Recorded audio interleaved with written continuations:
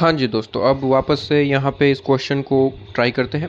ठीक है, जैसे कि मैंने आपको लास्ट लेक्चर में इसकी कोस्ट शीट बनाने के लिए कहा था, ट्राई करने के लिए। बेसिकली हुआ नहीं हुआ कोई दिक्कत नहीं है। ठीक है, एटलीस्ट आपने ट्राई करी है तो आपको ये पता चला है कि आपको कितनी परसेंटेज आपका इसका सॉल्यूशन आप कर पाए और कितना परसेंटेज आपसे नहीं हो पाए। हो भी सकता है कि आपके पास में ऐसा भी हो सकता है कि 100% आप कुछ भी नहीं कर पाए, लेकिन आपने ट्राई करने की कोशिश करी, वो इम्पोर्टेंट है। कुछ स्टूडेंट ने कुछ ट्राई ही नहीं किया होगा, डायरेक्ट ये नेक्स्ट लेक्चर स्टार्ट कर दिया होगा। ठीक है, ऐसे भी स्टूडेंट होंगे, मुझे कंफर्म पता है। कुछ ऐसे स्टूडेंट होंगे जिन्होंने ऊपर ऊपर से देखा और फिर सोचा कि अपना काम नहीं है और नेक्स्ट लेक्चर स्टार्ट कर दिया। कुछ स्टूडेंट होंगे जिन्होंने खुद से ट्राई करने की कोशिश करी। हाँ, हो सकता है कि आपके पास 10% सोल्व कर पाए, या फिर 20%, या फिर 50%। ठीक है, या फिर कुछ भी सोल्व नहीं कर पाए, लेकिन हाँ ट्राई करी थी, तो वो इम्पोर्टेंट है। भले ही 0% रहा, लेकिन आपने ट्राई करी थी, मतलब कि दिमाग में ये सोचा कि हाँ ये इसकी ट्रीटमेंट ऐसे करूँ, या फिर ऐसे करे, या फिर ऐसे करे। हाँ, सोल्व नहीं कर पाए वो बात अलग है, सोल्व नहीं कर पाई वो बात अलग है, लेकिन दिमाग में वो ट्रीटमेंट भी अगर आपने सोची है, ठीक है, वो इम्पोर्टेंट पॉइंट है, क्योंकि वो स्टूडेंट ज़्यादा यहाँ पे फोकस कर पाएगा। और जो डायरेक्ट यहाँ पे आए, ठीक है, उनसे ज़्यादा अंडरस्टैंडिंग उन स्टूडेंट को मिलेंगी जिन्होंने सॉल्व करने की कोशिश करी थी। भले ही वो सॉल्व नहीं कर पाए, लेकिन वो अंडरस्टैंडिंग ज़्यादा लेके जाएंगे। आप कन्फर्म लिख लीजिए। ठीक है, अभी पता चल जाएगा। देखिए, जिन्होंने ये सोचा था कि इसकी ट्रीटमेंट ऐसे ऐसे कर सकते हैं वगैरह वगैरह, सॉल्व नहीं कर पाए, लेकिन उनकी अंडरस्टैंडिंग यहाँ पे 100% होगी, जैसे मैं आपको ये क्वेश्चन करवाऊँगा। ठीक है, चलिए, तो फोर्थ क्वेश्चन में हम यहाँ पे कुछ चीज़ें हम डिस्कस कर चुके थे, लेकिन फिर भी ऊपर ऊपर से वापस से इन्फॉर्मेशन देख लेते हैं। सबसे पहले कहता है PQ लिमिटेड करके कोई कंपनी है। ठीक है, मेन पॉइंट था कि न्यूली कमेंस बिजनेस कंपनी है। जब न्यू कंपनी होती है, न्यूली कमेंस बिजनेस कंपनी होती है, या फिर न्यूली फॉर्म्ड कंपनी, ऐसा वर्ड यूज़ करते रहते हैं। मेन वर्ड है न्यू। ठीक है, न्यू बिजनेस अभी अभी स्टार्ट ही किया है। ठीक है, अगर न्यू कंपनी है तो सीधी सी बात है, एक ही डिफरेंस होता है। देखिए, दो तरीके की कंपनी, या तो एग्जिस्टिंग होती है या तो न्यू कंपनी होती है, दो ही कंपनी होती है। ठीक है, कुछ भी नहीं लिखा, मतलब कि मान लेते हैं अगर ये कुछ लिखा ही नहीं होता, ठीक है, और कहा होता कि सर PQ लिमिटेड करके कोई कंपनी है इन 2021-22, तो हम इसे मानते एग्जिस्टिंग कंपनी है। ठीक है, क्योंकि एग्जिस्टिंग कंपनी का मतलब होता है बाय डिफ़ॉल्ट। जैसे कि अभी तक हमने इलस्ट्रेशन नंबर 4 किया, 3 किया, तो वो किस बेसिस पे किया? एग्जिस्टिंग कंपनी के बेसिस पे। कुछ भी नहीं कहा होता, मतलब कि एग्जिस्टिंग कंपनी। लेकिन अगर न्यू कंपनी है तो वो क्लियरली इस तरीके से बताएगा कि सर न्यू कंपनी है, न्यूली कमेंस कंपनी है। ठीक है, और उसकी ट्रीटमेंट इस तरीके से करनी है।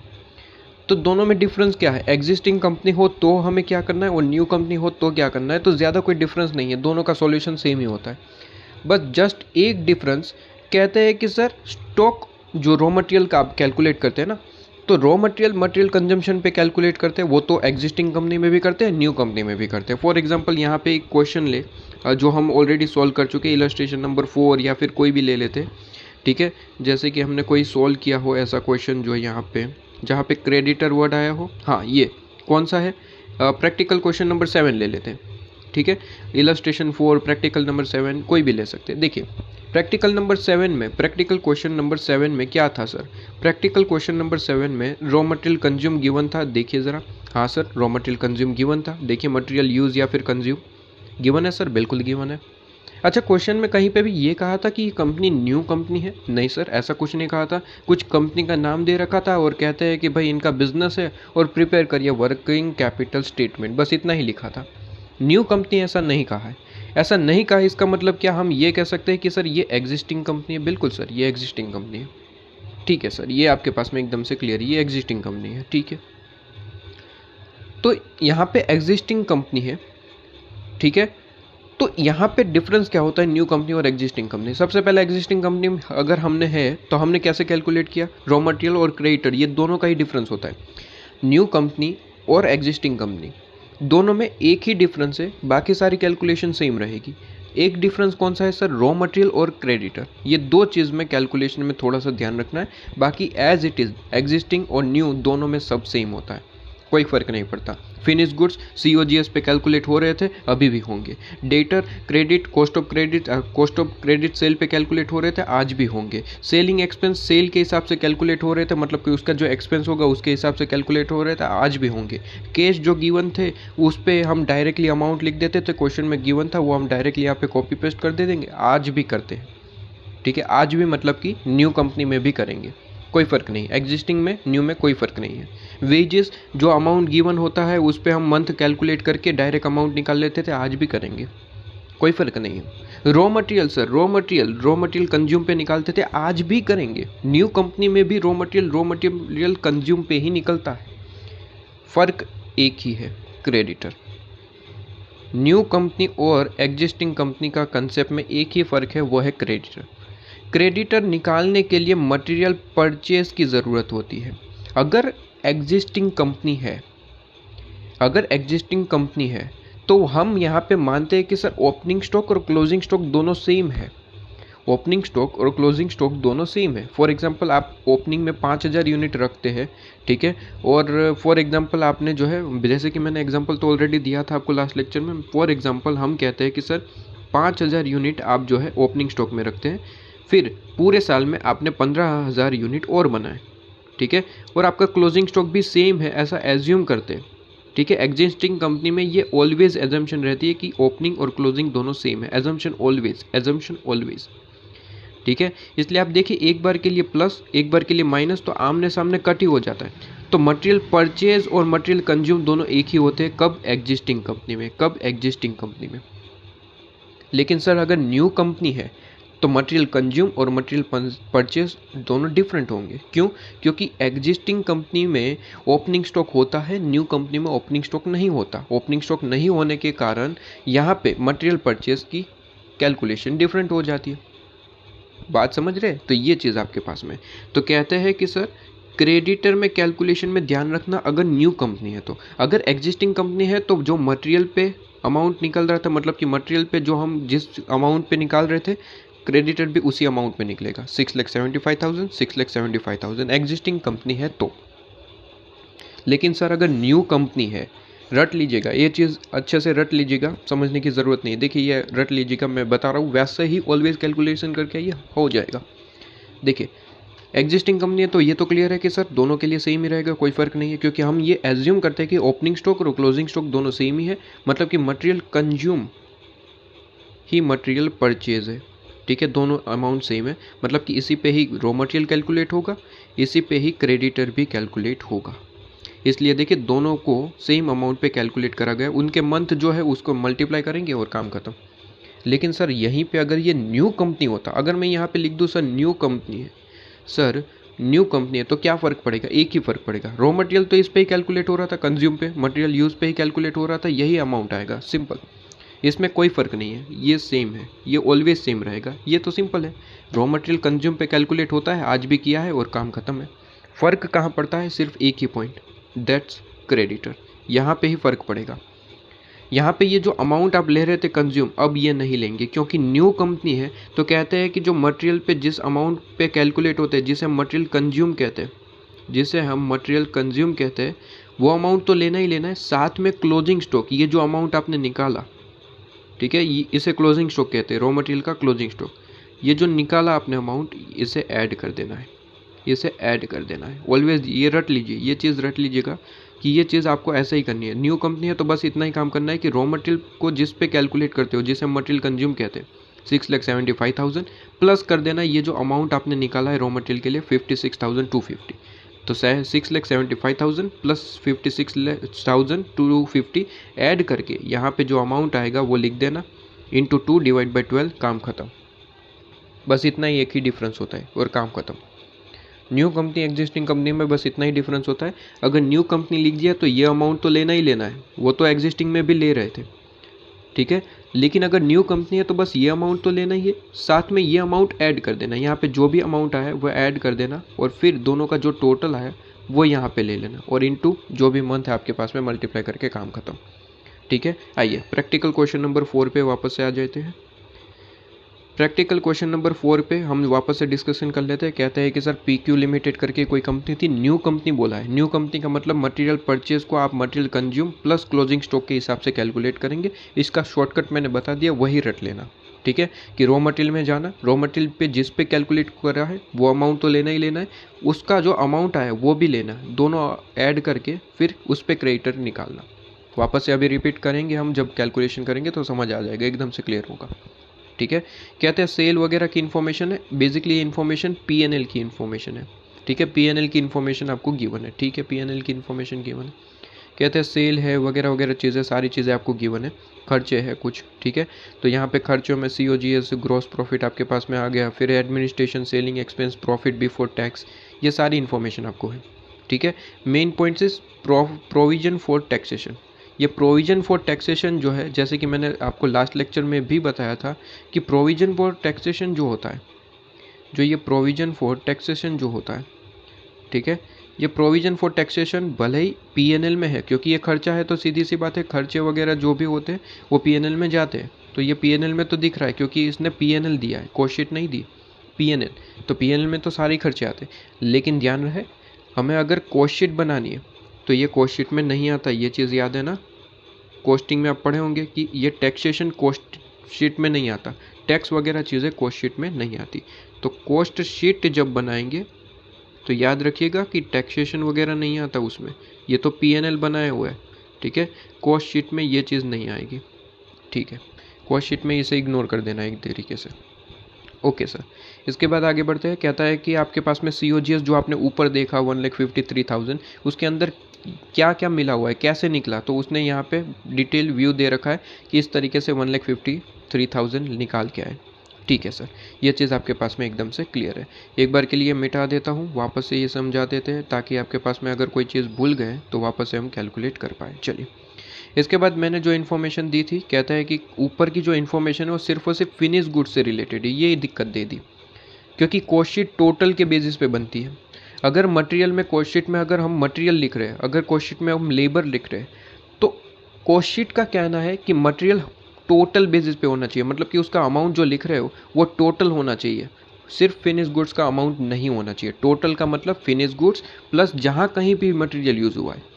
तो जहाँ कहीं भी मतलब कि WIP में भी हुआ है, दो जगह हुआ है, एक तो फिनिश गुड्स में और WIP में। तो कहता है वो अमाउंट भी ऐड करो और फिर टोटल अमाउंट हमें कॉस्ट शीट में बताना है। कॉस्ट शीट में वही अमाउंट आएगा जो टोटल है। ये फिनिश गुड्स का अकेला या फिर WIP का अकेला अमाउंट नहीं जाता है, टोटल जाता है, ठीक है। तो यहाँ पे जो मेन पॉइंट इज आपके पास में, ये जो इसने बताया वही मेन पॉइंट था आपके पास में, ठीक है। वही मेन पॉइंट आपके पास में था। क्या पॉइंट था? कहते हैं कि फिनिश गुड्स की ही इंफॉर्मेशन है ऊपर, WIP इन लोगों ने कंसिडर ही नहीं किया तो यह गलत कर दिया।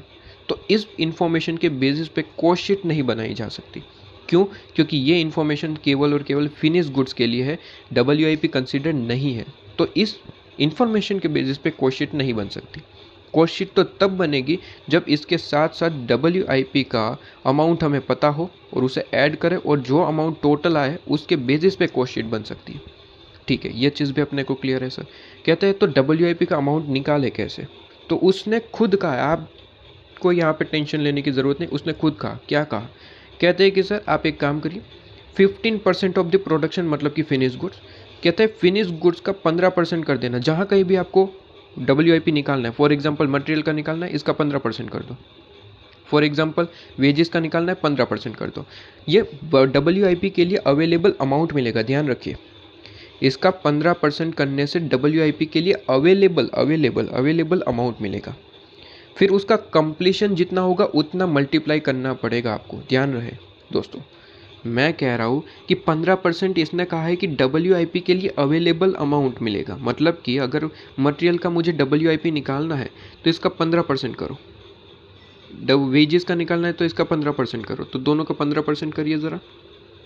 कहते हैं इसका 15% करेंगे तो अवेलेबल अमाउंट मिलेगा, मतलब कि 84,000 इंटू 15% मतलब कि 12,600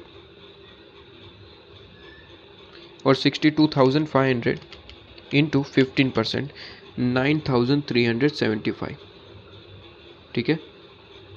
ये जो अमाउंट मिला ये अवेलेबल अमाउंट मिला है, अवेलेबल फॉर WIP, लेकिन इसमें कंप्लीशन स्टेज कितना है उतना परसेंटेज मल्टीप्लाई करना पड़ेगा, जिसने इसने खुद कहा था, कहते हैं कि मटेरियल तो फुल यूज़ हुआ है, फुल मतलब कि 100%, मतलब कि यहाँ पे इंटू 100% करना पड़ेगा, यहाँ पे इंटू 100% करना पड़ेगा, और यहाँ पे इंटू वेजेस वगैरह में क्या है, तो कहता है बाकी के जितने भी एक्सपेंस है, अदर एक्सपेंस मतलब कि वेजेस हो गया, ओवरहेड हो गया, जहाँ कहीं भी WIP है, तो कहता है वहाँ पे 40% लेना है। अगर कुछ भी नहीं कहा होता तो हम 50% लेते हैं, आपको पता है, ठीक है।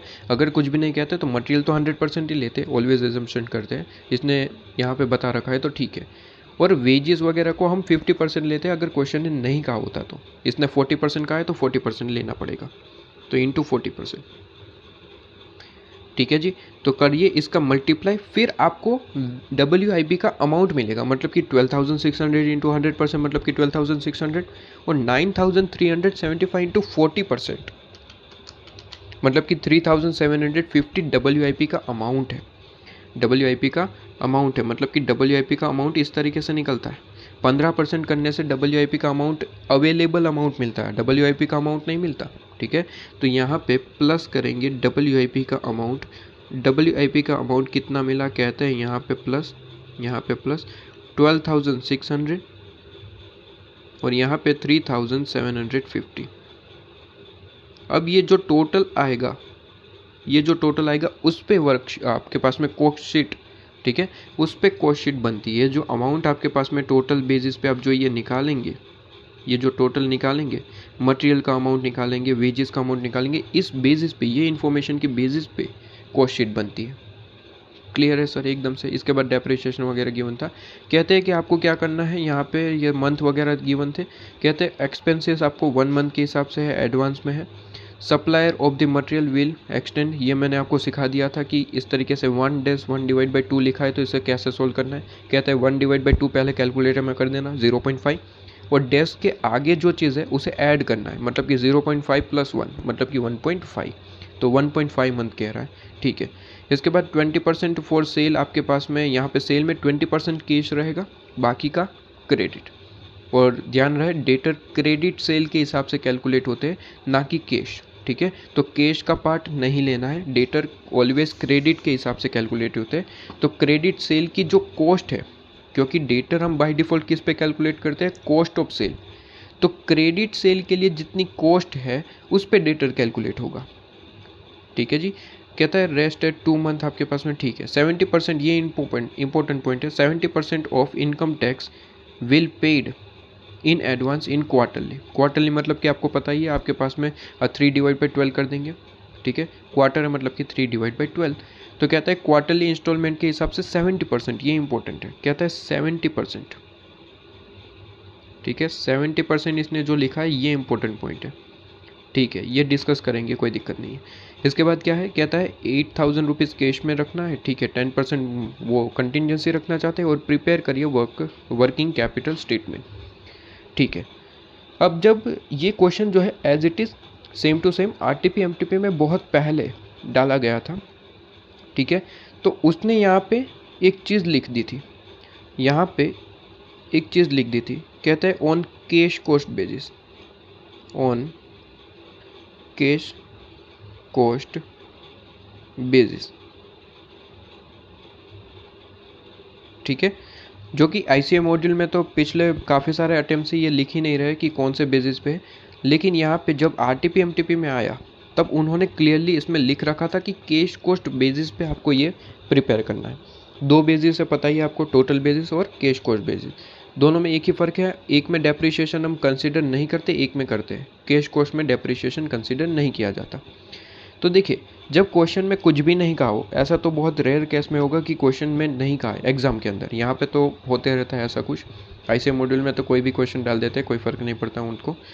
जब एग्जाम में आता है तो वो क्लियरली बताते हैं। मोस्टली आपके पास में 99% आपके पास में क्वेश्चन में बता रखा होगा कि कौन सा बेसिस आपको लेना है, कैश कॉस्ट या फिर टोटल, ठीक है। कुछ भी नहीं कहा इसका मतलब टोटल, और अगर कैश कॉस्ट बेसिस पे वो आपको प्रिपेयर करना चाहते हैं तो आपको वो क्लियरली बताएंगे, ठीक है। अगर कुछ भी नहीं कहा, ठीक है, अगर कुछ भी नहीं कहा तो फिर आप अपने तरीके से कर सकते हैं, कोई दिक्कत नहीं। कैश कॉस्ट बेसिस पे भी प्रिपेयर कर सकते हैं, कोई फ़र्क नहीं है, आपके पास में कोई दिक्कत भी नहीं है। लेकिन आपको जानना पड़ेगा कि क्वेश्चन कैसे सोल्व करना चाहिए। ठीक है, देखिए कोई क्वेश्चन आपको दे दिया, फॉर एग्जांपल क्वेश्चन नंबर 7 आपको दे दिया, ठीक है, जहाँ पे कैश कोस्ट लिखा था, क्या कैश कोस्ट बेसिस पे नहीं था, ऐसा कुछ था। ठीक है, यहाँ पे देखिए कैश कोस्ट बेसिस पे है या फिर नहीं है, कोई फ़र्क नहीं था ना। यहाँ पे डेप्रिसिएशन इग्नोर करने के लिए कहा था, डेप्रिसिएशन इग्नोर मतलब कि कैश कोस्ट बेसिस पे ही बन गया। और कोई क्वेश्चन हमने जो करा था, इलस्ट्रेशन नंबर 4 किया था, चलो ठीक है, वो आप देख लेना, मैं यहाँ पे डायरेक्ट समझा देता हूँ। इलस्ट्रेशन नंबर 4 किया हमने, इलस्ट्रेशन नंबर 3 करा। अगर डेप्रिसिएशन की इन्फॉर्मेशन आपको क्लियरली पता है, मतलब कि डेप्रिसिएशन का अमाउंट पता है, ठीक है, कि डेप्रिसिएशन कितना है, कैलकुलेट करना पड़े ऐसा नहीं है, तो आप कैश कॉस्ट बेसिस के लिए सोच सकते हैं। ठीक है, फॉर एग्जांपल यहाँ पे डेप्रिसिएशन का अमाउंट गिवन ही नहीं है। ठीक है, हाँ क्वेश्चन में डेप्रिसिएशन की बात करी गई है, लेकिन डेप्रिसिएशन का अमाउंट हमें ढूंढना पड़े ऐसा है, तो आप टोटल बेसिस के लिए ही जाइए, क्योंकि कैश कॉस्ट बेसिस में क्या होगा कि डेप्रिसिएशन का अमाउंट ढूंढना पड़ेगा और फिर उसे इग्नोर करना पड़ेगा या फिर हटाना पड़ेगा। क्या बात समझ रहे? तो इसका मतलब है यहाँ पे देखिए, जो ये COGS दिया है, तो इसके अंदर आप एक तरीके से देखिए डेप्रिसिएशन की इफ़ेक्ट है। अगर कैश कॉस्ट बेसिस के लिए बना रहे हो तो इस इफ़ेक्ट को मुझे हटाना पड़ेगा, इस इफ़ेक्ट को इग्नोर करना पड़ेगा बेसिकली। ठीक है, तो इग्नोर करने के लिए डेप्रिसिएशन का अमाउंट आपको ऑलरेडी पता है, तो आप कैश कॉस्ट बेसिस के लिए जा सकते हैं। ठीक है, वो ज़्यादा ईजी रहता है बेसिकली जब डेप्रिसिएशन का अमाउंट एग्जैक्टली पता है। लेकिन अगर नहीं पता, डेप्रिसिएशन ढूंढना पड़े ऐसा है, तो मैं रिकमेंड करूँगा टोटल बेसिस पे जाइए। 99% केसेस में तो क्वेश्चन खुद बताएगा एग्ज़ाम के अंदर कि आपको कौन से बेसिस पे करना है। मतलब कि खुद बताने का मतलब ये ध्यान रखिएगा कि क्वेश्चन में कुछ भी नहीं कहा, मतलब कि वो टोटल बेसिस पे पूछ रहा है। केस बेसिस पे अगर आपको पूछना है तो वो क्लियरली बताएगा, इस तरीके से लिखा होगा कि on the basis of cash या फिर कैश कॉस्ट बेसिस। ठीक है, ऐसा लिखा होगा। RTP MTP में जब ये एक बार क्वेश्चन आया था तो यहाँ पे क्लियरली उन लोगों ने लिख रखा था। ठीक है, इसका मतलब है कि यहाँ पे क्वेश्चन में वो लिख रखेंगे कैश कॉस्ट बेसिस पे। ये क्वेश्चन जो है कैश कॉस्ट बेसिस पे ही इन लोगों ने सॉल्यूशन किया है, लेकिन पता नहीं क्यों क्वेश्चन में इन लोगों ने ये लिखना भूल गए कैश कॉस्ट बेसिस। ठीक है, तो आप एक काम करिए, इसे लिख लीजिए कैश कॉस्ट बेसिस पे। ठीक है, और यहाँ पे याद रख लीजिए कि जब ये क्वेश्चन आएगा इस टाइप का, कि जहाँ पे आपको क्वेश्चन में न्यूली कंपनी कहा जाए और प्लस ऊपर की इन्फॉर्मेशन, आपको जो P&L की इन्फॉर्मेशन दी जाए, वो नीचे ऐसा लिखा हो कि फिनिश गुड्स की ही इन्फॉर्मेशन है, जहाँ पे WIP मिला हुआ नहीं है और WIP के लिए अलग से इन्फॉर्मेशन दी। ठीक है, ये इन्फॉर्मेशन दी जाए क्वेश्चन के अंदर, तो समझ लेना कि हमें कैश कॉस्ट के बेसिस पे ही प्रिपेयर करना है। ठीक है, रट लीजिए, कुछ चीज़ों को रट लेना ज़रूरी है, क्योंकि आपका फाइनल बेसिस नहीं है, इंटर लेवल है। और आजकल देखा जा रहा है कि जो पेपर चेकर है वो वही ट्रू मानते हैं जो उनको यहाँ पे आंसर शीट दी गई है उसके हिसाब से। ठीक है, तो इसलिए कुछ चीज़ें मुझे रटवानी पड़ती है, जैसे कि आपके पास में मैंने 2-3 क्वेश्चन में कहा कि एडमिनिस्ट्रेशन एक्सपेंस जो है वो ऑलवेज आपको कॉस्ट ऑफ प्रोडक्शन का पार्ट मानना है। ऐसे 2 क्वेश्चन है, 2 के अलावा कोई भी आए तो आपको क्या मानना है सर, आफ्टर, मतलब कि आप कॉस्ट ऑफ सेल का पार्ट मानेंगे। ठीक है, तो ये कुछ चीज़ें आपको रटनी पड़ेगी, जैसे कि मैं नोट लिखवा दूंगा, कोई दिक्कत नहीं है आपके पास में। यहाँ पे तो आप क्वेश्चन में ही लिख लीजिए on the basis of cash cost. ठीक है, यहाँ पे लिख लीजिए। अगर ये क्वेश्चन आता है तो कैश कॉस्ट बेसिस पे ही प्रिपेयर करके आएंगे, मतलब कि डेप्रिसिएशन को कम्प्लीटली इग्नोर कर देंगे। क्या बात समझ में आ रही है? क्लियर है? ओके, चलिए, तो ये चीज़ आपके पास में क्लियर है। डेप्रिसिएशन का अमाउंट हमें क्लियरली पता है, इसलिए कैश कॉस्ट बेसिस पे प्रिपेयर करना इजी रहेगा। अगर ये नहीं गिवन होता तो कैश कॉस्ट बेसिस बहुत डिफ़िकल्ट हो जाता है, क्योंकि डेप्रिसिएशन का अमाउंट निकालो फिर उसे हटाओ। ठीक है, तो ये डिफ़िकल्ट हो जाता है। जबकि इलस्ट्रेशन नंबर 4 में आप याद करिए, डेप्रिसिएशन का अमाउंट नहीं पता था, लेकिन जो एक्सपेंस था वो कैश में ही गिवन था, इसलिए ईजी रहा। इलस्ट्रेशन 4 ईजी क्यों रहा? इसलिए ईजी रहा क्योंकि एक्सपेंस जो है डायरेक्टली केस में गिवन था, तो डेप्रिसिएशन को ढूंढना ही नहीं पड़ा हमें। ठीक है, लेकिन अगर ये क्वेश्चन पूछ लिया और डेप्रिसिएशन नहीं दिया है, इसका मतलब आपको क्या करना पड़ेगा? इसका मतलब आपको टोटल बेसिस पे क्वेश्चन सोल्व करना पड़ेगा। ठीक है, अगर क्वेश्चन ने कैश कॉस्ट कहा है तो ये करना पड़ेगा, लेकिन ऐसा क्वेश्चन नहीं पूछेंगे। जो इसमें है क्वेश्चन वैसे ही क्वेश्चन एग्जाम में आएंगे। ठीक है, तो अच्छे से प्रैक्टिस करिए, काम खत्म। चलिए, तो यहाँ पे कहा था कि आपको क्या बनाना है, वर्किंग कैपिटल एस्टिमेशन बनाना है। तो यहाँ पे मैं सॉल्यूशन से डिस्कस कर रहा था, आपके पास में ये क्वेश्चन। आइए, क्वेश्चन नंबर आपके पास में 4 है।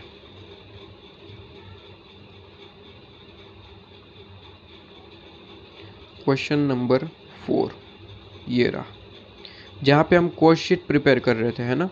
तो कोस्ट शीट प्रिपेयर करें, तो सबसे पहले हमने यहाँ पे प्रिपेयर करा है कोस्ट शीट। कोस्ट शीट के लिए प्रिपेयर करना ज़रूरी है, क्योंकि यहाँ पे COGS और कॉस्ट ऑफ सेल हमें दो चीज़ें निकालनी होगी, जिससे डेटर, ठीक है, डेटर निकलेंगे, और दूसरा आपके पास में फिनिश गुड्स। बाकी सारी चीज़ें तो कोस्ट शीट के बिना ही आप कर सकते हैं, कोई दिक्कत नहीं। जैसे कि मटेरियल, लेबर, वो तो डायरेक्टली कैलकुलेट कर सकते हैं, जैसे कि हमने यहाँ पे हाईलाइट भी कर दिया था। वापस से एक बार के लिए ये मिटा के वापस से प्रिपेयर कर लेते हैं, चलो, ठीक है, ताकि कोई दिक्कत ना आए। और वो चीज़ जो मैंने रटवाई है क्रिएटर के लिए, वो भी अभी वापस से एक्सप्लेन कर देते। कहते हैं कि सबसे पहले तो रॉ मटेरियल ऐसे ही बिना कोस्ट शीट के ही आप प्रिपेयर कर पाएंगे, रॉ मटेरियल कैलकुलेट कर पाएंगे। लेबर भी बिना कोस्ट शीट के हो जाएगा। कोस्ट शीट की ज़रूरत कब पड़ेगी? जब फिनिश गुड कैलकुलेट कर रहे हो या फिर आप डेटर कैलकुलेट कर रहे हो, क्योंकि उसके लिए स्पेसिफिक अमाउंट चाहिए। फिनिश गुड्स के लिए COGS चाहिए, डेटर के लिए कॉस्ट ऑफ सेल चाहिए। इसके लिए कोस्ट शीट की ज़रूरत पड़ती है, बाकी सब चीज़ों में नहीं पड़ती, ठीक है। तो कहता है रॉ मटेरियल, तो रॉ मटेरियल के लिए ऑलरेडी कैलकुलेशन कर चुके हैं। कहता है 84,000 और 12,600 ऐड कर दो, आपके पास में ये अमाउंट 16,100, ठीक है जी, 16,100। ये 2 मंथ का है, ये तो आपको मैंने यहाँ पे बता दिया ना कि मटेरियल आपको यहाँ पे लिख रखा है कि इक्वल टू 2 मंथ के हिसाब से लेना है, तो वो 2/12 वो आप कर सकते हैं। मैं समझा रहा हूँ मेन अमाउंट कैसे आया, ये चीज़ तो आप इलस्ट्रेशन 4 कर चुके, प्रैक्टिकल क्वेश्चन नंबर 7 कर चुके, ये आपके पास में क्लियर है, इसमें कोई दिक्कत नहीं है, ठीक है। इसके बाद कहते हैं वेजेस, तो वेजेस की कैलकुलेशन कर लेते हैं। वेजेस कितना होगा? तो कहता है वेजेस एंड मटेरियल मैन्युफैक्चरिंग से रिलेटेड इन्फॉर्मेशन थी, कहते हैं आपके पास में, चलो ये मटेरियल की इन्फॉर्मेशन है। इसके बाद यहाँ पे कहता है ऑल एक्सपेंसेस जो है वो एडवांस चल रहे हैं, तो इम्पोर्टेंट पॉइंट, वेजेस वैसे आपके पास में असेट में भी जा सकती है, वेजेस वैसे लाइबिलिटी में भी जा सकती है, ठीक है। एडवांस में अगर एक्सपेंस पे कर दिया तो असेट बन जाएगी, और अगर आपके पास में आपने लेट पेमेंट, जिसे हम लैग पीरियड कहते हैं, LAG, ठीक है, LAG लैग पीरियड, तो लैग में चल रहा है तो वो करंट लाइबिलिटी में चला जाएगा। यहाँ पे इसने एडवांस वर्ड लिखा है, इसका मतलब आपको क्या करना है, एडवांस वर्ड लिखा है मतलब कि ये आपके पास में करंट असेट में जाएगा। तो बता दीजिए 62,500 प्लस 3,750, इसका टोटल करिए, 62,500 प्लस 3,750 मतलब कि 66,250, ठीक है। जिस पे कैलकुलेट करेंगे कितना पीरियड है, 1 मंथ, तो इंटू 1/12, जैसे कि यहाँ पे देख सकते हैं, ये रहा वेजेस 66,250 इंटू 1/12, आपके पास में अमाउंट क्लियर है। सारे के सारे एक्सपेंस एडवांस में है, एडवांस में इसने क्लियरली कह रखा है। इसके अलावा कोई और एक्सपेंस जो आपको यहाँ पे दिख रहा हो, कहते हैं कि सेल वगैरह तो क्रेडिटर के लिए होता है, COGS फिनिश गुड्स के लिए होता है। एडमिनिस्ट्रेशन एक्सपेंस, एडमिनिस्ट्रेशन एक्सपेंस जो है वो आपके पास में खर्चा है एक तरीके से, लेकिन इसने कहा एडवांस में है, ठीक है। तो 14,000 आपको गिवन है, एडवांस में मानेंगे मतलब कि करंट असेट में ही आएगा। 14,000 1 मंथ के हिसाब से आपके पास में ये अमाउंट। इसके बाद सेलिंग एक्सपेंस है, तो सेलिंग एक्सपेंस 13,000 है। ओबियसली सारे के सारे एक्सपेंस इसने एडवांस में ही कहा है, तो इसको भी क्या मानेंगे सर, एडवांस है। सेलिंग एक्सपेंस 13,000 1 मंथ के हिसाब से आपके पास में 1,883, ठीक है। तो 1,083 यहाँ पे 1 मंथ यहाँ पे छपा है, ये रहा, ठीक है, 1 मंथ के हिसाब से, क्लियर है। तो ये आपके पास में 1 मंथ के हिसाब से, ठीक है। इसके बाद कोई एक्सपेंस, सेलिंग एक्सपेंस हो गया बस, इसके अलावा तो कोई एक्सपेंस नहीं है, ठीक है, इसके अलावा कोई एक्सपेंस नहीं है, ओके। तो मटेरियल हो गया, लेबर हो गया। इसके बाद WIP लिखते हैं हम नॉर्मली, ठीक है। तो नॉर्मली WIP लिखते हैं। तो WIP में क्या है सर, WIP में आपके पास में दो ही चीज़ें, ठीक है, वर्किंग प्रोग्रेस में मटेरियल, लेबर, ओवरहेड, ये 3 ही चीज़ें होती हैं नॉर्मली। लेकिन कहता है मटेरियल है और वेजेस है वगैरह, बस काम खत्म। तो 2 ही चीज़ें होती है आपके पास में, तो 2 चीज़ें आपके पास में कैलकुलेट कर ली। वर्किंग प्रोग्रेस का आपको अमाउंट पता ही है पहले से, कितना है, 12,600 और 3,750, ख़त्म कहानी। कैलकुलेशन ऑलरेडी कर चुके हैं, टोटल कर दीजिए 12,600 प्लस 3,750, तो ये आपके पास में 16,350, देख लीजिए WIP 16,350। WIP का अमाउंट तो वैसे भी निकालना ही था, क्यों, क्योंकि कोस्ट शीट प्रिपेयर करनी थी, तो पहले से ही निकाल चुके हैं, ठीक है। तो इसके लिए WIP के लिए तो काम ही हो गया, 2 जगह हेल्पफुल हो गया, ठीक है। अब WIP के बाद हम फिनिश गुड्स प्रिपेयर करते हैं, फिनिश गुड्स और डेटर। इसके लिए कोस्ट शीट की ज़रूरत पड़ेगी, ठीक है, इसके लिए कॉस्ट शीट की ज़रूरत पड़ेगी, तो कॉस्ट शीट प्रिपेयर करना पड़ेगा। चलिए, तो कहते हैं मटेरियल, लेबर, ओवरहेड, ठीक है। ओवरहेड, ये तीन चीज़ें ऐड करते हैं तो हमें डायरेक्टली क्या मिल जाता है, वर्क कॉस्ट मिल जाता है। वर्क कॉस्ट में ओपनिंग WIP माइनस करते हैं, क्लोजिंग WIP आपके पास में, सॉरी, ओपनिंग ऐड करते हैं, क्लोजिंग माइनस करते हैं, तो कॉस्ट ऑफ प्रोडक्शन मिल जाता है। और कॉस्ट ऑफ प्रोडक्शन में स्पेसिफिक एक्सपेंसेस लेस करते हैं, ऐड करते हैं, जो भी आपके पास में बचता है, ठीक है, वो आपको क्या मिल जाता है, कॉस्ट ऑफ सेल। COGS भी मिल जाता है। COGS के बाद आप सेलिंग से रिलेटेड एक्सपेंस ऐड करिए, लेस करिए, तो आपको क्या मिल जाएगा, कॉस्ट ऑफ सेल। क्लियर है? चलिए, तो एक बार के लिए ये चीज़ तो आपको बेसिकली पता ही थी, कॉस्ट शीट। एक बार के लिए यहाँ पे देख लेते हैं। सबसे पहले मटेरियल, लेबर, ओवरहेड, ये तीन चीज़ों पे फोकस करिए। मटेरियल कितना है, ऑलरेडी कैलकुलेट कर रखा है। कहता है लेबर कितना है, ऑलरेडी कैलकुलेट कर रखा है। सबका टोटल लगा कि यहाँ पे देखिए 96,600, 66,250। डेप्रिसिएशन नहीं लेना है क्योंकि कैश कॉस्ट बेसिस पे प्रिपेयर कर रहे हैं। कैश कॉस्ट बेसिस पे प्रिपेयर कर रहे हैं, डेप्रिसिएशन नहीं लेंगे, ठीक है। कैश कॉस्ट बेसिस पे प्रिपेयर कर रहे हैं, डेप्रिसिएशन को हम इग्नोर करेंगे। वैसे लेना ही नहीं था, डेप्रिसिएशन को हम नहीं लेते कैश कॉस्ट बेसिस पे, ठीक है। तो यहाँ पे ध्यान रहे, ये क्वेश्चन जब आएगा कैश कॉस्ट बेसिस पे ही प्रिपेयर करके आएंगे, ठीक है। ये चीज़ आपके पास में क्लियर है। अच्छा, तो मटेरियल, लेबर, ओवरहेड, ओवरहेड तो है ही नहीं, मतलब कि वेजेस एंड मैन्युफैक्चरिंग एक्सपेंस यही आ गया आपके पास में, ठीक है। इसके बाद डेप्रिसिएशन था लेकिन उसे इग्नोर करना था, ठीक है। मटेरियल, लेबर, ओवरहेड, वो काम हो गया। अच्छा, ये आपको मिल जाती है ग्रोस वर्क कॉस्ट जिसे हम कहते हैं, लेकिन वो लिखने की ज़रूरत नहीं। आप डायरेक्टली ओपनिंग WIP ऐड करिए, क्लोजिंग WIP लेस करिए, और जो भी आंसर आए उसे कॉस्ट ऑफ प्रोडक्शन नाम दे दीजिए, ठीक है।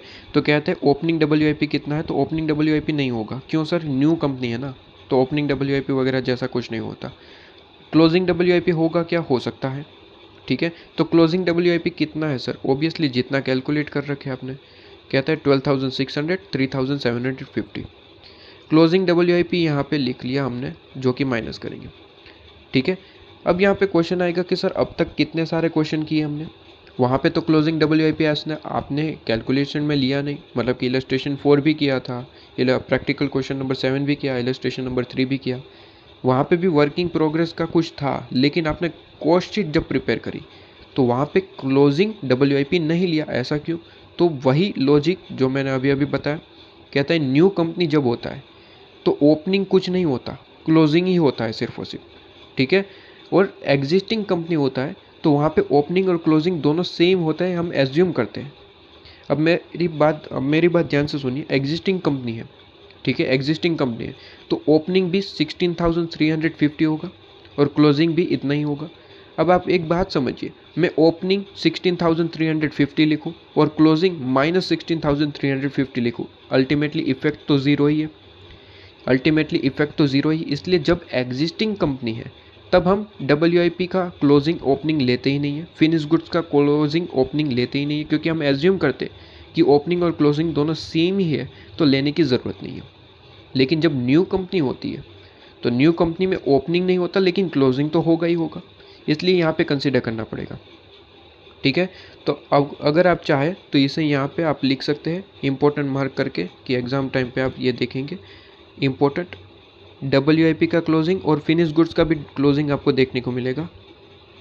फिनिश गुड्स के लिए यहाँ पे क्लोजिंग स्टॉक ये रहा, इम्पोर्टेंट मार्क कर लीजिए इसे, कि यहाँ पे क्लोजिंग स्टॉक, क्लोजिंग WIP सारी चीज़ों को कंसिडर करना पड़ेगा। बात समझ रहे, ये इंपॉर्टेंट पॉइंट है, ठीक है। तो कहते हैं WIP, ये इंपॉर्टेंट पॉइंट हो गया कि क्लोजिंग कंसिडर करना पड़ेगा, इसलिए क्योंकि ये न्यू कंपनी है। अगर एग्जिस्टिंग होता तो क्लोजिंग में लिखता ही नहीं, यहाँ पे भी क्लोजिंग में लिखता ही नहीं, ठीक है, क्योंकि ओपनिंग और क्लोजिंग दोनों सेम होते हैं, तो आमने सामने अल्टीमेटली वो ज़ीरो हो जाएगा, तो उससे कोई फ़र्क नहीं पड़ता अपने को, ठीक है। ये चीज़ तो आपके पास में क्लियर है। तो कहता है जैसे ही क्लोजिंग WIP वैसे ओपनिंग ऐड करना होता है, क्लोजिंग लेस करना होता है। तो क्लोजिंग हमने लेस किया तो आपके पास में क्या आ जाएगा, cost of production. Cost of production आपके पास में आ जाएगा, ठीक है, सॉरी कॉस्ट ऑफ प्रोडक्शन आपके पास में, ठीक है, कॉस्ट ऑफ प्रोडक्शन आपके पास में आ गया, ठीक है सर। अब इसमें जो प्रोडक्शन से रिलेटेड स्पेसिफिक एक्सपेंस है वो ऐड और लेस करते हैं तो हमें कॉस्ट ऑफ गुड्स सोल्ड मिल जाता है, और जैसे ही cost of goods sold COGS जैसे ही मिलेगा, सेलिंग एक्सपेंस ऐड और लेस वगैरह जो भी आपको करने होते हैं वो ऐड और लेस करेंगे और आपके पास में क्या मिल जाएगा, cost of sale, cost of sale जैसे ही मिलेगी, ध्यान रखिएगा एक पॉइंट यहाँ पे जो कहा था कि सर 20% केस है, ये भूलना मत। मतलब कि कॉस्ट ऑफ जैसे ही सेल मिलती है उसका 80% डेटर के लिए कंसिडर करना है। ठीक है सर।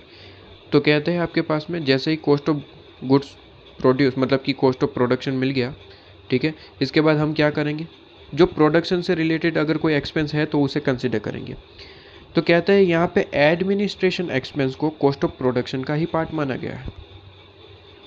ऐसा नहीं है, ऐसा नहीं है, क्योंकि यहाँ पे आप ध्यान रखिए, वैसे तो एडमिनिस्ट्रेशन एक्सपेंस को आप चाहे मर्जी कॉस्ट ऑफ प्रोडक्शन का पार्ट माने, चाहे मर्जी आप कॉस्ट ऑफ सेल का पार्ट माने, वो तो आपके ऊपर है, इससे तो कोई फ़र्क नहीं पड़ना है।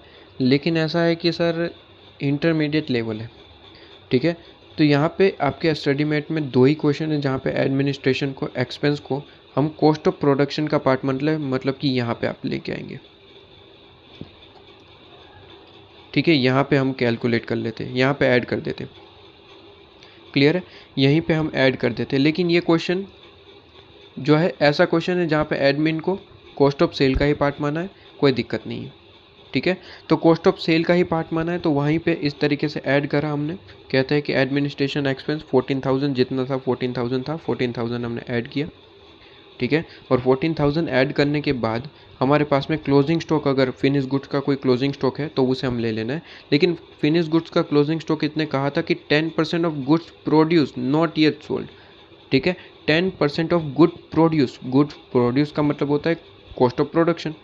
तो कहता है कॉस्ट ऑफ प्रोडक्शन आपके पास में कितना है, तो कॉस्ट ऑफ प्रोडक्शन तो सर 1,46,500 था, उसका 10% अभी भी स्टॉक में है फिनिश गुड्स, ठीक है। तो ये आपके पास में वो लेस करेंगे और COGS आपको मिल जाएगा, कॉस्ट ऑफ गुड्स सोल्ड। और जैसे ही वो मिल जाता है सेलिंग वगैरह एक्सपेंस को ऐड करिए और आपके पास में कॉस्ट ऑफ सेल आ जाएगा। क्या बात समझ में आ रही है क्या? ठीक है, एक बार के लिए चले, मुझे ऐसा लगता है कि मुझे कॉस्ट शीट प्रिपेयर करवाना चाहिए, ठीक है, तो ज़्यादा अंडरस्टैंडिंग होगी। तो मैं एक बार के लिए काम करता हूँ, कॉस्ट शीट प्रिपेयर करते हैं हम एक बार के लिए। वैसे समझ आ चुका होगा, मुझे नहीं लगता किसी में डाउट है, लेकिन फिर भी एक बार के लिए मैं चाहता हूँ कि प्रिपेयर कर लेते हैं। Practical question number 7, practical question number आपके पास में 4। तो कहते हैं प्रैक्टिकल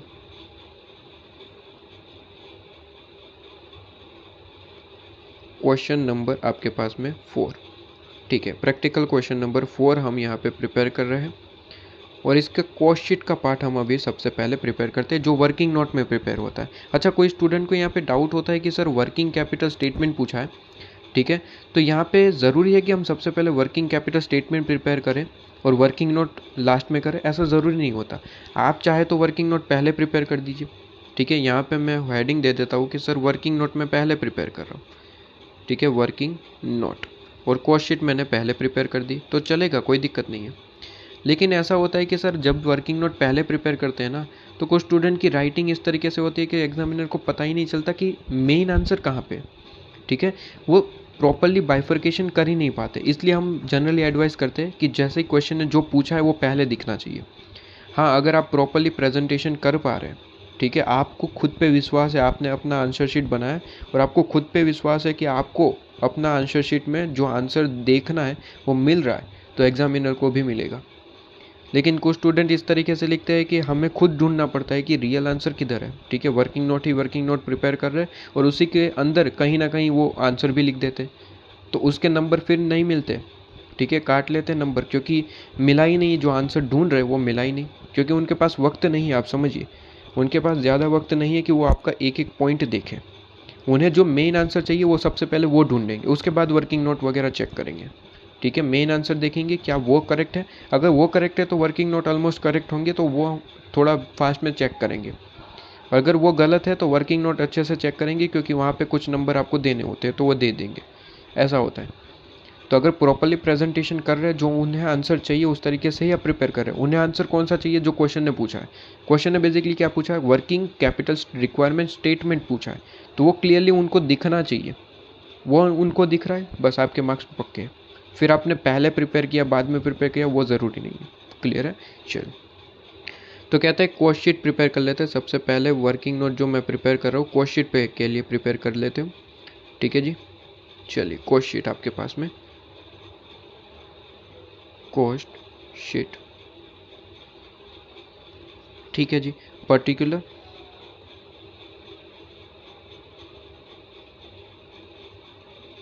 और इस तरफ अमाउंट लिख देते हैं। ठीक है जी, अमाउंट इन रुपीज़। चलिए, कॉस्ट शीट में सबसे पहले तो हम एक ही काम करते हैं कि सर मटेरियल लिख दिया,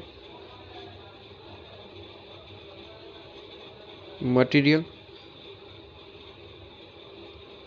लेबर, ओवरहेड लिखते हैं, लेकिन क्वेश्चन में ओवरहेड जैसा नहीं है, लेबर के साथ ही उसने कह दिया कि भाई लेबर एंड मैन्युफैक्चरिंग एक्सपेंस है। ठीक है, तो यहीं पे लिख लेते हैं लेबर एंड आपके पास में मैन्युफैक्चरिंग एक्सपेंस। ठीक है, तो अगर वो ऐसे दे रखा है तो ऐसे लिख लेंगे। ठीक है जी, आपके पास में ये चीज़ भी क्लियर है। ओके सर, तो ये पॉइंट भी आपके पास में क्लियर है। तो मटेरियल, लेबर, मटेरियल कितना था तो इसने को हमने यहाँ पे कैलकुलेशन कर रखा था ना, तो वैसे ही मैं डायरेक्ट लिख देता हूँ। आपको यहाँ पे ब्रैकेट में दिखाना पड़ेगा, बिल्कुल ऐसे देखिए, ये पहली बार बता देता हूँ, ऐसे आपको दिखाना पड़ेगा कि 84,000 जो कि क्वेश्चन में गिवन है। ठीक है, और यहाँ पे प्लस करेंगे। सर ये कैसे आया, तो कहते हैं 84,000 का 15% और इंटू 100%। WIP इसी तरीके से निकला था, तो ये आपको कैलकुलेशन इस तरीके से दिखानी पड़ती है दोस्त, इस तरीके से आपको कैलकुलेशन दिखानी पड़ेगी, और उसके बाद आप यहाँ पे अमाउंट लिखेंगे कितना, 96,600। कहते हैं 84,000 प्लस 15% मतलब कि हाँ 96,600, तो कहता है 96,000 आपके पास में 600। क्लियर है। इसी तरीके से वेजेस में हमने ऑलरेडी कैलकुलेट कर रखा है, तो आप ब्रैकेट में दिखाते रहिए। जैसे मैं डायरेक्टली यहाँ पे लिख देता हूँ 3750, मतलब कि 66,250। ठीक है, इसके बाद आपके पास में क्या आता है कि हम चलिए मटेरियल, लेबर, ओवरहेड हो गया, तो आपको अल्टीमेटली वर्क कॉस्ट मिल जाता है। लेकिन वर्क कॉस्ट के लिए ध्यान रहे, न्यू कंपनी है दोस्त, न्यू कंपनी है तो वर्क कॉस्ट तुरंत नहीं मिलेगा। ओपनिंग WIP ऐड करेंगे, क्लोजिंग WIP माइनस करेंगे। वैसे न्यू कंपनी ओपनिंग WIP तो नहीं आता, लेकिन हाँ क्लोजिंग WIP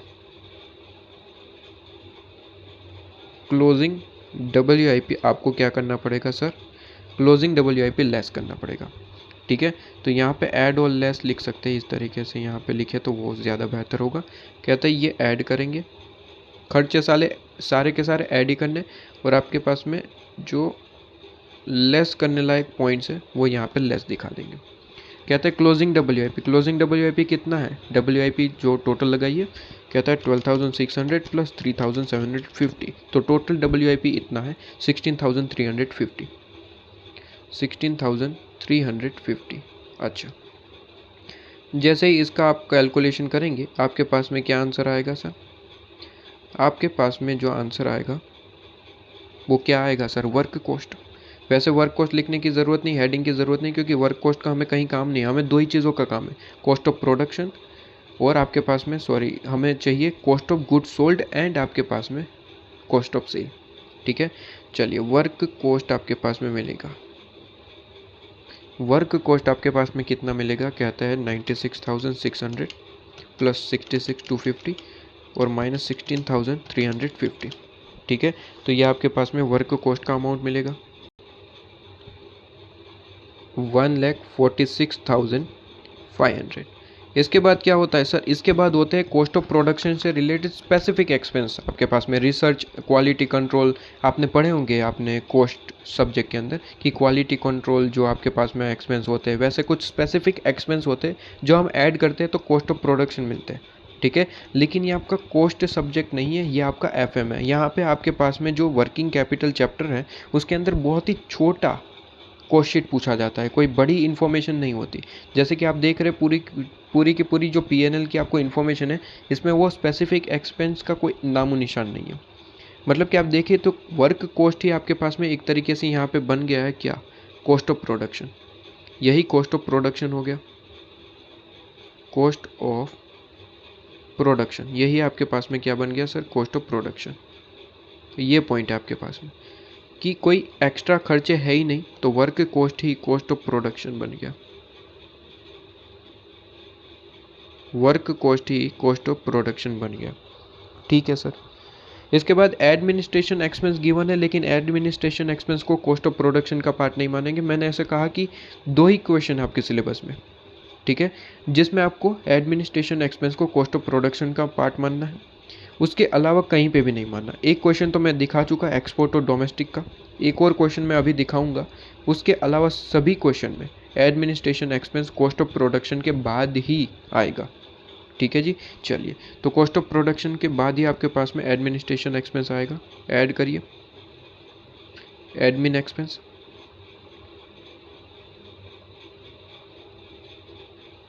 एडमिनिस्ट्रेटिव या फिर एडमिनिस्ट्रेशन, कोई भी लिख सकते हैं, एडमिनिस्ट्रेशन एक्सपेंस कितना है? कहता है एडमिनिस्ट्रेशन एक्सपेंस 14,000 है, तो कहता है 14,000 ऐड कर दो। ठीक है। और कोई खर्चे जो COGS के लिए आपके पास में आते हो, तो कहते हैं एडमिन एक्सपेंस है। सेलिंग एक्सपेंस तो कॉस्ट ऑफ सेल के लिए जाएगा, सेलिंग एक्सपेंस तो कॉस्ट ऑफ सेल के लिए जाता है। ठीक है सर। और कोई खर्चे नहीं है, बस अब यहाँ पे आपको क्या करना है, ओपनिंग फिनिश गुड्स ऐड करना है, क्लोजिंग माइनस करना है, तो आपको क्या मिल जाएगा? आपको मिल जाएगा cost of goods sold, cost of goods sold. बस ओपनिंग फिनिश गुड्स ऐड करिए, क्लोजिंग फिनिश गुड्स लेस करिए, आपको क्या मिल जाएगा? कॉस्ट ऑफ गुड्स सोल्ड, और काम खत्म। लेकिन सर ये तो न्यू कंपनी है, ओपनिंग जैसी कोई चीज़ होती ही नहीं है, तो क्लोजिंग जैसी तो चीज़ होगी, बिल्कुल होगी सर। तो यहाँ पे क्लोजिंग को लेस कर दीजिए। क्लोजिंग फिनिश गुड्स कितना है? क्लोजिंग फिनिश गुड्स बताइए, क्लोजिंग फिनिश गुड्स कितना है? क्लोजिंग फिनिश गुड्स कितना है? तो क्लोजिंग फिनिश गुड्स तो सर इसने एक पॉइंट दे रखा था, कहता है 10%। ये वैसे क्लोजिंग फिनिश गुड देखिए कैलकुलेट करके दे रखा है 17,000, लेकिन ये सही नहीं है। क्यों सही नहीं है? क्योंकि इसमें डेप्रिशिएशन की कैलकुलेशन इन लोगों ने कर रखी है, WIP को कंसिडर किया नहीं था, इसलिए ये अमाउंट रॉन्ग है। लेकिन जो इन्होंने कैलकुलेशन का तरीका बताया, उस कैलकुलेशन के तरीके से हम राइट अमाउंट ढूंढ लेंगे। कहते हैं स्टॉक का कैलकुलेशन का तरीका क्या है? सिंपल है। कहते हैं 10% of cost of goods, cost of production, मतलब कि गुड्स प्रोड्यूस का मतलब होता है कॉस्ट ऑफ प्रोडक्शन। जैसे कि इन लोगों ने देखिए कॉस्ट ऑफ प्रोडक्शन का 10% लिया है, इसका 10% करिए 17,000। हमें भी 10% करना है, लेकिन ये सही अमाउंट नहीं था, इसलिए इसे कंसिडर नहीं करेंगे। लेकिन हमारे पास कॉस्ट ऑफ प्रोडक्शन तो मिल चुका है, इसका ही 10% कर लेंगे। कहते हैं कितना है कॉस्ट ऑफ प्रोडक्शन? 1,46,500, 46,500, इसका 10% करिए, तो आपको क्या मिल जाएगा? Closing stock of finish goods. तो कहता है 146,500 इंटू 10%, मतलब कि 14,650, और क्लोजिंग है माइनस करना है। ठीक है। तो कहता है निकालिए कॉस्ट ऑफ गुड्स सोल्ड, तो कहता है 146,500 में से ऐड करिए सबसे पहले तो 14,000 और माइनस करिए 14,650, तो आपको COGS मिल जाएगा, कॉस्ट ऑफ गुड्स सोल्ड 1,45,850, 1,45,850। ठीक है, क्लियर है आपके पास में। इसके बाद आगे बढ़ते हैं। कहते हैं आपके पास में जैसे COGS मिल गया, अब सेलिंग से रिलेटेड कोई एक्सपेंस है तो बता दीजिए। तो यहाँ पे सेलिंग एक्सपेंस है, उसके अलावा तो कोई एक्सपेंस दिख ही नहीं रहा है। ठीक है, बाकी सारे एक्सपेंस हो गए, तो बस सेलिंग एक्सपेंस को ऐड कर दीजिए। ऐड सेलिंग एक्सपेंसेस, कितना है सेलिंग एक्सपेंस? कहता है 13,000। ठीक है, तो 13,000 हमने यहाँ पे ऐड कर दिया। तो जैसे ही 13,000 ऐड कर दिया, आपको कॉस्ट ऑफ सेल मिल जाएगा। ठीक है, क्या मिलेगा? Cost of sale, cost of sales कितना मिल गया? कहता है प्लस 13,000 करेंगे, आपके पास में 1,58,850, 1,58,850। ठीक है, क्लियर है आपके पास में। लो जी, पॉइंट ही ख़त्म हो गया। ठीक है, लो जी, तो आपके पास में सारी चीज़ें कंप्लीट हो चुकी हैं। अब बस आपको क्या करना है, यहाँ पे आपको ज़्यादा कुछ अब करना ही नहीं है। जो चीज़ें हमें चाहिए थी आपके सामने है, बस अब हमें इसकी यूज़ करके अपनी जो वर्किंग कैपिटल रिक्वायरमेंट का स्टेटमेंट है उसे प्रिपेयर कर देना है। हमें ज़रूरत किसकी पड़ेगी, हमें ज़रूरत पड़ेगी कॉस्ट ऑफ गुड्स सोल्ड की फिनिश गुड्स के लिए, और हमें ज़रूरत पड़ेगी कॉस्ट ऑफ सेल की जो यहाँ पे आपके पास में। वैसे फिनिश गुड्स का अमाउंट तो ऑलरेडी निकाल चुके हैं, ठीक है, तो अब इसकी भी ज़रूरत हमारे पास में नहीं है, लेकिन कोई दिक्कत नहीं, आपके पास में निकाल चुके हैं, लेकिन फिर भी आपके पास में क्वेश्चन यहाँ पे सॉल्व करते हैं, ठीक है। चलिए, तो कहते हैं आपके पास में, तो देखिए यहाँ पे फिनिश गुड्स यहाँ पे हमने ले रखे हैं 14,650, ठीक है, जो कि 10% आपको ऑलरेडी कहा था, इसलिए देखिए उसके लिए मंथ भी आपको यहाँ पे नहीं गिवन है। फिनिश गुड्स के लिए ऑलरेडी इन्फॉर्मेशन गिवन है, इसलिए मंथ की कोई कैलकुलेशन करने की ज़रूरत नहीं, डायरेक्ट 10% आपको क्या करना था, कॉस्ट ऑफ प्रोडक्शन, ठीक है। इसके बाद डिटेल के लिए इंपॉर्टेंट इन्फॉर्मेशन है, उसके बाद उसके कैलकुलेशन थोड़ी देर बाद करते हैं। सबसे पहले बाकी की इन्फॉर्मेशन, केस के लिए उसने कहा रखा था कि केस आपको कितना मेंटेन करके चलना है, 8,000, तो वो तो कॉपी पेस्ट यहाँ 8,000 कर देंगे, ठीक है। इसके बाद टैक्स की इन्फॉर्मेशन थी, और कोई इन्फॉर्मेशन 10% कंटिजेंसी वो तो लास्ट में ऐड करना है, और कोई इन्फॉर्मेशन आपके पास में जितने भी एक्सपेंस है, एक्सपेंस का काम खत्म कर दिया हमने, हाँ सारे के सारे एक्सपेंस का काम खत्म हो चुका है। अब बस दो ही चीज़ें बाकी हैं, एक आपके पास में डेटर, एक आपके पास में एडवांस टैक्स। एडवांस टैक्स का सबसे पहले यहाँ पे देख लेते हैं। कहता है एडवांस टैक्स में ऐसा है कि इनकम टैक्स का सबसे पहले 70% कीजिए, ठीक है, उसे हमने क्वार्टरली एडवांस में पे कर दिया है, मतलब कि वो करंट असेट में आएगा। लेकिन सर 30% का क्या, 70% तो एडवांस में हमने पे करा है, 30% पे करना बाकी होगा, इसका मतलब वो करंट लाइबिलिटी में जाएगा। तो ये इंपॉर्टेंट पॉइंट। कहता है इनकम टैक्स है कितना, सबसे पहले वो अमाउंट देखो। इनकम टैक्स वैसे कॉस्ट शीट में नहीं आता, लेकिन यहाँ पे तो आएगा, ये वर्किंग कैपिटल रिक्वायरमेंट स्टेटमेंट है। 10,000 आपके पास में अमाउंट है, ठीक है, तो 10,000 अमाउंट है, और उसके बारे में अगर डिस्कशन करें तो कहता है 10,000 है टोटल अमाउंट। इनका कहना है 10,000 में से सबसे पहले तो 70% इसका करिए, तो 70% करेंगे तो सीधी सी बात है 7,000 रुपीज़। इनका क्या है, इनका है ये है कि हम इसे क्वार्टरली एडवांस में पे कर चुके हैं। एडवांस है मतलब कि ये करंट एसेट में जाएगा, और क्वार्टरली है मतलब कि 3/12, तो 7,000 इंटू 3/12, तो ये अमाउंट आया 1,750। 1,750 ये कहाँ जाएगा, करंट असेट में जाएगा, क्योंकि आपने एडवांस पे कर रखा है, तो ये करंट असेट में जाना चाहिए, ठीक है। ये आपके पास में करंट असेट में जाएगा, ओके, ये करंट असेट में। कहते हैं इसके बाद रिमेनिंग और एक पॉइंट है जो 30% पार्ट है, तो 30% का क्या करना है, कहता है उसके बारे में नहीं बताया, मतलब कि सीधी सी बात है ये लाइबिलिटी है। 70% अगर आपने पे करा है तो 30% क्या होगा, नहीं किया है पे, मतलब कि आपके पास में पेबल है, तो 30% कितना हुआ 3,000, तो 3,000 पे करना बाकी है, तो वो एक तरीके से लाइबिलिटी है, ठीक है। तो करंट लाइबिलिटी में इसका अमाउंट यहाँ पे दिखाना पड़ेगा, तो करंट लाइबिलिटी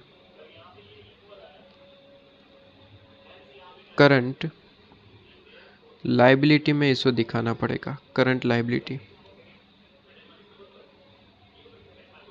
ठीक है। तो करंट असेट में 1,750 लिखिए, और करंट लाइबिलिटी में 3,000 लिख दीजिए, ठीक है। तो करंट असेट में एडवांस टैक्स के नाम से 1,750, मतलब कि 1,750, और करंट लाइबिलिटी में 3,000 लिख के आइए, प्रोविजन फॉर टैक्स के नाम से 3,000, ठीक है। तो इनकम टैक्स का बात खत्म हो चुका। अब एक ही बात बाकी है, कौन सी, डेटर की, और कोई चीज़ बाकी नहीं है आपके पास में। अच्छा, सप्लायर का बाकी है, ये तो हमने ऑलरेडी बता रखा था ना कि सप्लायर के लिए आपको दे रखा है कितना, 1.5 मंथ, 1.5 मंथ। और सप्लायर देखिए यहाँ पे न्यू कंपनी है, मतलब कि क्रेडिटर का है, सप्लायर का है, केस पे कैलकुलेट होगा। ध्यान रखिएगा, रट लीजिए इस चीज़ को कि रॉ मटेरियल जिस पे कैलकुलेट किया वो अमाउंट उसमें ऐड कर देना जो निकाला हुआ अमाउंट है। ये ऑलवेज न्यू कंपनी है तो दोनों को टोटल करके इस पे निकालना है, न्यू कंपनी है तो दोनों का ये टोटल करके इस पे ही निकालना है। ऑलवेज न्यू कंपनी है तो ये अमाउंट और ये अमाउंट दोनों का टोटल कर दो, 96,600 प्लस 16,100, तो ये आ गया 1,12,700, बस इनटू 1.5 मंथ है तो 1.5 डिवाइड बाई 12। तो क्रेडिटर हमारे पास में कितना आना चाहिए? क्रेडिटर हमारे पास में आना चाहिए, यहाँ पे दिख रहा है 14,087 या फिर 88 कह सकते हैं। तो 14,087 या फिर 88 लिखिए, ये रहा क्रेडिटर। क्रेडिटर सिंपल सा पॉइंट है, न्यू कंपनी है तो दोनों का यहाँ पे टोटल कर देना, और अगर एग्जिस्टिंग होता तो डायरेक्ट इस पर ही कैलकुलेट हो जाता 96,600 पे। न्यू कंपनी है इसलिए निकाला हुआ स्टॉक ऑफ रॉ मटेरियल का अमाउंट भी इसमें ऐड करेंगे, और फिर उस पर कैलकुलेट करेंगे। ऑलवेज न्यू कंपनी है तो ऑलवेज यही ट्रिक रहेगी, ठीक है। ओके, ये चीज़ आपके पास में क्लियर हो जाता है। बस अब डेटर ही बाकी है ना, तो डेटर की कैलकुलेशन कर लेते हैं। डेटर में ऐसा है कि देखिए सबसे पहले तो कहता है 20% तो कैश है। डेटर कभी भी कैश पे नहीं निकलते, only and only credit amount पे निकलते। अभी अभी हमने कॉस्ट शीट बनाया जहाँ पे हमारा कॉस्ट ऑफ सेल कितना आया था। कॉस्ट ऑफ सेल हमारे पास में कितना आया, कहते हैं कॉस्ट ऑफ सेल जो हमारे पास में आया वो कितना है 158,850। लेकिन कहते हैं इस 20% तो केस का पार्ट है, तो यहाँ पे हमें कैलकुलेट करना पड़ेगा कि कॉस्ट ऑफ सेल में जो 20% पार्ट है वो कैश का है। तो सर क्रेडिट पार्ट कितना होगा? सीधी सी बात है 80%। तो कहता है 158,850 का 80% पार्ट निकालिए जो क्रेडिट पार्ट है, क्रेडिट, ठीक है। तो 158,850 मतलब कि 1,58,850 इंटू 80%, तो ये आपके पास में आ गया 1,27,080, ठीक है। 1,27,080 आपके पास में जो आंसर आया, इस पे डेटर कैलकुलेट हो गए, ठीक है। डेटर ऑलवेज कॉस्ट ऑफ सेल पे होते हैं, और वो भी कॉस्ट ऑफ सेल कौन सी? क्रेडिट पोर्शन, कैश पोर्शन पे डेटर कैलकुलेट नहीं होते। तो इस पे ही हमें कैलकुलेट करना पड़ेगा। अब डेटर का टाइम पीरियड क्या है? कहते हैं 2 मंथ का क्रेडिट है, तो इंटू 2 डिवाइड बाई 12 कर दीजिए, आपके पास में डेटर आ जाएंगे, ठीक है। तो इंटू 2 डिवाइड बाई 12 मतलब कि डेटर अमाउंट आएगा 21,180, 21,180। लो जी, तो कहते हैं आपके पास में 21,180 में आपके पास में यहाँ पे देखें तो डेटर 21,180 दिखना चाहिए, ये रहा।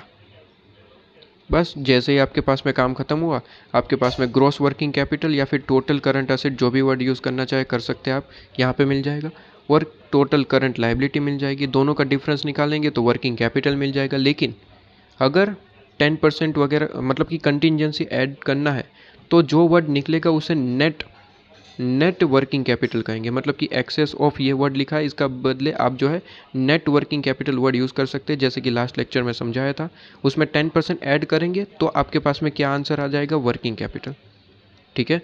तो वर्किंग कैपिटल रिक्वायरमेंट आपके पास में आंसर आ जाएगा। वर्ड यहाँ पे कोई भी यूज़ कर सकते हैं, इन तरीके से भी लिख सकते हैं कि एक्सेस अमाउंट और यहाँ पे नेट वर्किंग कैपिटल रिक्वायरमेंट, या फिर यहाँ पे नेट वर्किंग कैपिटल लिख सकते हैं, यहाँ पे वर्किंग कैपिटल रिक्वायरमेंट लिखिएगा लास्ट में, ठीक है। तो ये 10% ऐड कर दिया, काम खत्म।